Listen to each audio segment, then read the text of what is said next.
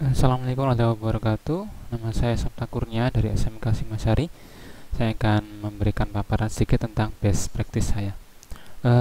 Untuk judul best practice saya itu penggunaan masker pada SMK Simasari. Apa itu masker? Masker adalah kepanjangan dari media pembelajaran berbasis kemandirian blogger ya, Bapak Ibu. Pendahuluan. Tantangan bersama abad 21 ya, tantangan bersama antara murid dan guru ada di abad 21 itu seperti apa. Yang kedua, masalahnya tentang TIK. Yang ketiga, tentu kita sudah merasakan semua tentang dan dampak pandemi COVID-19. Tantangan guru. Yang pertama, keterbatasan kemampuan ber-TIK. Yang kedua, usia pensiun. Jadi ada beberapa guru yang sudah memasuki usia pensiun. Tantangan siswa dari segi ekonomi, dari status sosial. Yang kedua itu smartphone. Nah, ini smartphone dan yang nomor pertama itu yang aspek ekonomi sangat erat hubungannya. Yang ketiga email. Nah, masalah di email. Kajian pustaka. Sebelumnya saya akan memberikan kajian pustaka yang sudah saya rangkum. Yang pertama, pengertian tentang media pembelajaran adalah sebuah pesan pembelajaran yang dapat merangsang pikiran, perasaan, minat, dan kemauan sehingga mendorong terciptanya proses belajar dengan hasil menambah pengetahuan baru dan tercapai tujuan dari pembelajaran tersebut agar pembelajaran menjadi lebih efektif. Yang kedua, belajar mandiri. Belajar mandiri adalah suatu dorongan atau motivasi dalam diri sendiri untuk melakukan kegiatan belajar sepanjang hayat yang dilandasi niat untuk menyelesaikan suatu masalah. Blogger. Blogger adalah suatu layanan blog yang berasal dari Google yang dikelola oleh seseorang yang memiliki alamat blogger ataupun blogspot. Jadi keluaran atau output yang dibuat alamatnya biasanya menggunakan blogspot seperti ini nih, blogspot.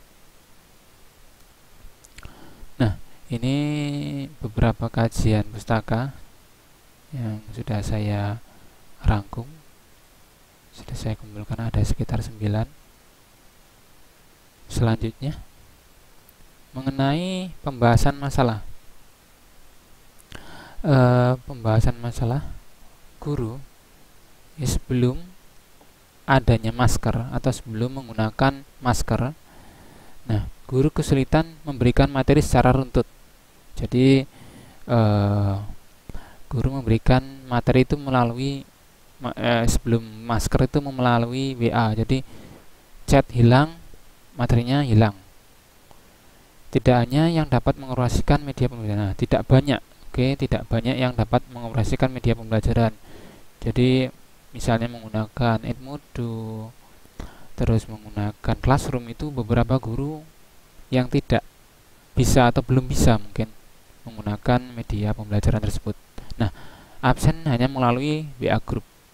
Nah, sesudah menggunakan masker,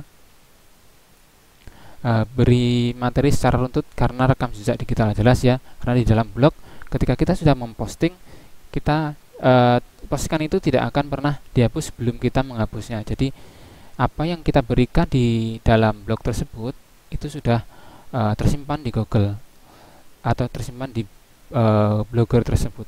Yang kedua, dengan mudah dalam pemberian materi dan tugas belajar jelas ya.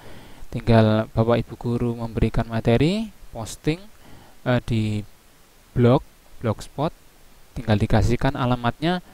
Alamatnya hanya satu, yaitu misalnya siapa.blogspot.com. Nah, dibuka dan semua itu ada tertera materi yang Bapak Ibu guru sajikan di situ, plus lembar tes atau lembar latihan dan absensi. Yang ketiga, mencantumkan link drive pada blog. Nah, ini penting. Link drive itu bisa digunakan untuk pengiriman materi, satu. Yang kedua, untuk absensi. Nah, sekarang yang siswa sebelum menggunakan masker tidak dapat mengakses materi karena tidak memiliki email. Nah, ada beberapa itu seperti aplikasi Classroom, platform Classroom itu siswa harus memiliki email. Yang kedua, harus memasang aplikasi dari Play Store. Nah, ini sangat penting sekali ketika kita menganjurkan siswa untuk memasang Classroom di HP Android mereka dan kapasitas RAM mereka hanya kecil, maka tidak mampu untuk menginstalnya Classroom tersebut. Nah, yang ketiga, jika memasang aplikasi tambahan RAM HP di atas 2 GB, jelas ya. Kalau RAM di bawah 1 GB itu masih berat.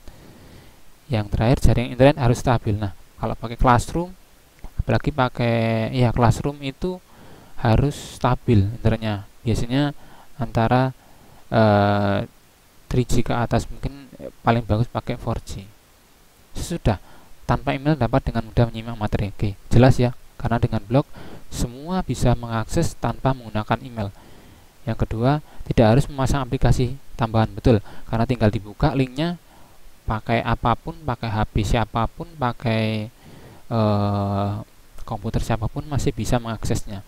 RAM 1 GB sudah cukup, jelas ya, karena tidak memenuhi RAM, itu hanya membuka browsing atau browser apapun bisa dibuka, alamatnya bisa dipelajari, bisa diunduh materinya, bisa diisi link-link absensinya.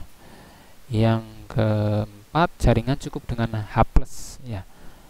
H+ pun bisa, bahkan Edge atau Edge ya, kalau saya Edge lah ya, itu masih bisa mengaksesnya, tapi terkendala nanti ketika masuk ke link. Jadi H+ itu sudah cukup.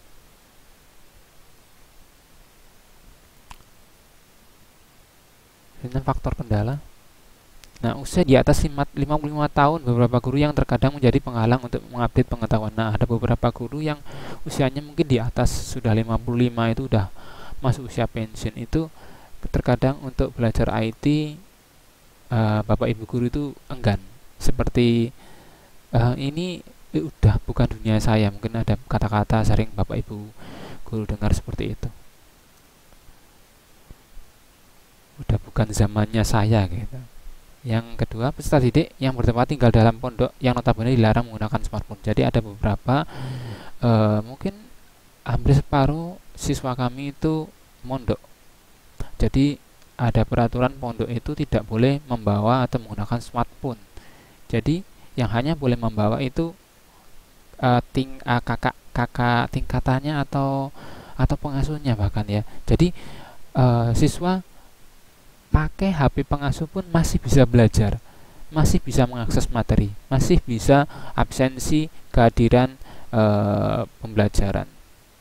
Jadi tujuan penggunaan masker ini adalah, masker adalah media pembelajaran berbasis kemandirian blogger ini bertujuan untuk memudahkan siswa sebetulnya, meniadakan keterbatasan. Jadi keterbatasan ekonomi, keterbatasan kondisi bisa teratasi. Faktor pendukung, sebagian besar guru masih pada usia produktif dan pemikiran terbuka menerima masukan tentang masker. Nah, sebagian besar alhamdulillah Bapak Ibu guru kami itu masih di bawah 50 tahun. Jadi semangatnya untuk belajar tentang media itu masih sangat bagus. Media pembelajaran tentunya yang membangun, yang lebih bagus. Smartphone dan paket data guru sangat memadai. Nah, smartphone Bapak Ibu guru notabene sudah mempunyai semua smartphone dan paket data dapat diakses. Kalau tidak punya data pun bisa datang ke sekolah dengan cara menggunakan wifi sekolah atau hotspot sekolah. Selanjutnya, rencana tindak lanjut. Nah, mengembangkan masker tersebut agar dapat disesuaikan dengan perkembangan zaman. Selanjutnya, memadukan masker dengan platform digital lainnya.